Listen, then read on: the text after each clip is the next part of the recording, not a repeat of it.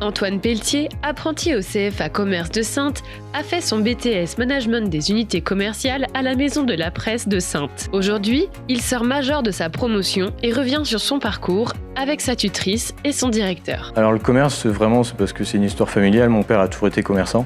Donc j'ai toujours baigné un peu dedans en quelque sorte et donc j'ai voulu m'intégrer là-dedans en faisant d'abord une saison dans la grande distribution et c'est à partir de là que j'ai vu que en fait, le commerce était fait pour moi.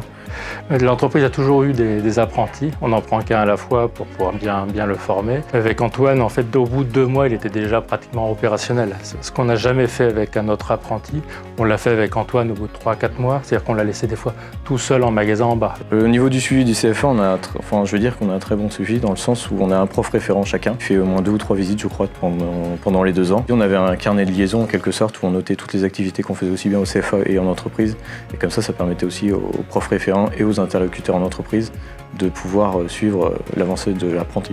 L'apprentissage, c'est une base, un apprentissage. Mais Antoine, il a beaucoup plus de capacités. L'apprentissage, c'est sur quand même un minimum de 2 ans. On forme sur toutes les catégories, parce qu'à la papeterie, il y a quand même pas mal de choses à voir, et pas mal d'étapes à passer aussi. On n'apprend pas tout d'un seul coup. L'apprentissage, pour lui, ça a été facile. Ça a été vraiment une très bonne expérience. On découvre des collègues, on découvre des personnalités qui sont très riches et ça m'a permis aussi de voir d'autres personnes. Ces 2 années, elles ont été en termes de rythme et de rigueur, elles ont été c'était classique pour moi. Je trouvais que c'était assez simple en quelque sorte. Puis on avait assez de temps pour faire le travail. Certes, il y a pas mal de dossiers à rendre et c'est un peu dur avec le boulot. Et si on s'organise assez bien, en travaillant un peu le week-end et aussi un peu le soir, on peut très bien y arriver. Mais parfois, comme il savait tout faire de A jusqu'à Z très rapidement, il a pu être totalement autonome et on l'a vraiment pratiquement traité comme un salarié. Antoine avait un niveau, je dirais, très largement supérieur à la moyenne et surtout, il avait la mentalité pour lui-même transmettre aux autres. Ce qui était très appréciable, c'est qu'il formait aussi finalement nos équipes. Il était aussi capable d'amener un peu plus loin des personnes qui ont beaucoup d'expérience comme Daniel ou autre, de leur faire voir un peu différemment les choses.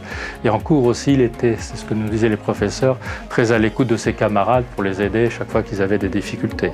Du coup, ça a été très intéressant d'être dans cette entreprise parce que tout de suite le feeling est passé entre mon patron et moi-même et aussi bien entre mes collègues et moi-même. C'était en quelque sorte une relation familiale. C'est pour ça qu'il y avait vraiment une confiance entre nous et c'est ce qui m'a permis de mettre en place des choses. Il y a une confiance totale de mon patron qui m'a permis de mettre des choses en place qui ont été vraiment bénéfiques pour l'entreprise et qui ont été bénéfiques aussi pour l'obtention de mon diplôme.